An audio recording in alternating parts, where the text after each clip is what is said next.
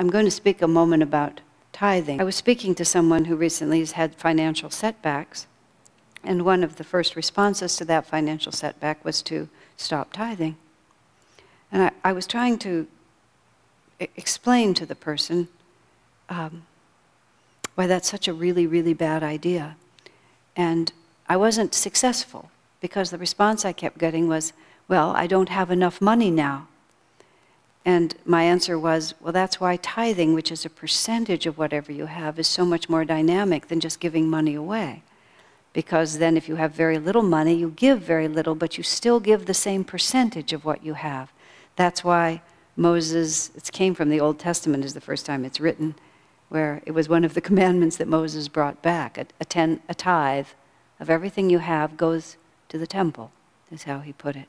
Now, okay, you've all heard me say that many, many times. So I tried to think, what's another way to say this? Okay, if we think about a certain amount of money that we have, we are using that money to support ourselves. And when we say, I don't have enough money, that means I don't have enough to pay my rent, to pay my insurance for my car, to buy food, to buy health insurance, you know, whatever the bottom line requirements. And the reason we need that money is because we feel responsible for ourselves, don't we? And if any of us have children who are dependent upon us for our support, we also feel responsible for those children. Isn't that so? And we just think, well, no matter how much money I have, this is what I'm responsible for. But what we're trying to add to that is that we are responsible for God's work. We are responsible for the spiritual upliftment of this world just as much as we are responsible for the maintenance of our body or for those individuals who may be dependent on us. And it's like, what are we actually doing on this planet? And the fact is, as Master put it so in his marvelously practical way, every good, noble, or philanthropic enterprise sooner or later comes down to a matter of money, which is if those who are conscious of the importance of maintaining an outward moving spiritual uplifting energy into this world and are practical enough to realize that it has to have some form. There's that joke that's told, oh yes, I donate to God. I take everything that I have. Every time I get paid, I get it into cash and I throw the money in the air, and then God takes whatever he wants, and whatever falls to the earth I suspect is mine. You know? But we have to recognize that it needs to take a tangible form. And at what point are we only responsible for maintaining our body, but we're no longer responsible for the spread of divine understanding to others? And is that really the position that we want to take? That at a certain point I just am going to be thinking about material things and what I call myself?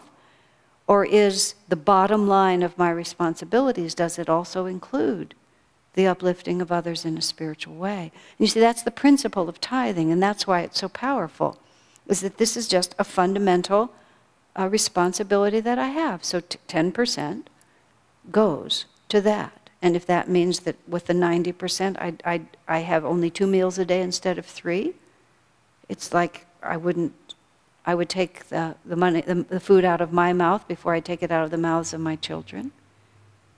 And before I would take it back from God, I would take it out from myself. And you see, we have to do something that actually challenges us, that we can't just sort of wiggle out of. You know, we have to pin ourselves down and pin the ego down and not just always find a place that's comfortable. That's the extraordinary power of tithing. And that's why the spiritual benefit of it, it has absolutely nothing to do with Ananda or any other spiritual organization needing your money. I need you not. It is you, Arjuna, who have need of me. What are we going to be a channel for in this world? You know, are we going to channel our own personal ambitions and our own ego desires and then just have it turn to dust? Or are we going to attune ourselves to a more subtle reality and let that be the vibration that flows through us? When Master comes into this world, when Swami comes into this world, you see these great saints who will die, who will give everything they have. Well, let's back up a whole big step. They don't even have any reason to be here. You know, the masters come into this world, they don't have any reason to be here. Every week in the Festival of Light, greater can no love be than this, from a life of infinite joy and freedom in God. From a life of infinite joy and freedom in God, willingly to embrace limitation, pain, and death for the salvation of mankind. Such ever has been the sacrifice of the great masters for the world. Now these masters, you know, are the same as us. They're not of a different order. It's not like they're a separate creation. That's why it's so important to constantly have that. That's why they take human form. That's why they live among us, because they want us to see. And that's why Master tells us about his previous incarnations and all the different things that you understand about how they've risen from the same reality that we've risen from. It's just a matter of degree. It's not something completely different. Because then the Festival of Light has been telling us the first stage of the journey is when God creates us. The second stage of the journey is when we rebel against the mission that God has given us, and we go for the egoic self. The third stage of the mission is when that rebellion ceases to work, and we begin to ask what the truth is. That's the quest. The mission, the revolt against that mission, the quest for truth. And then we have this wonderful paragraph about the consciousness of an avatar. But then it says, here then is the fourth and last stage, which all of us have to renounce completely all of our self-interest and realize that the only bliss we really have is in surrendering all this small identity and just embracing this destiny that we live for others. Now, that sounds so marvelous. How do we get there?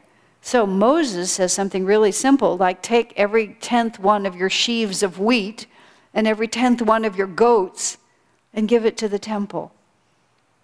And then the shepherd says, but how will my family live?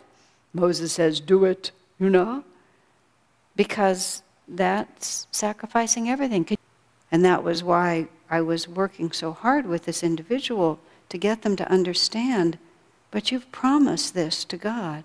You can't now say, oh, I'm too nervous, I can't do it anymore. And once again, that's why I over and over and over again plead with people to have your giving be a percentage. Because then you're not making a decision.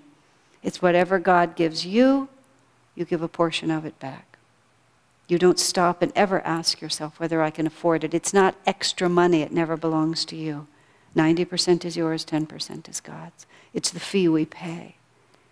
But in every area of our life, you see, that's the challenge that God is asking us, and we need to attune ourselves to the powerful consciousness of those who know how to do this.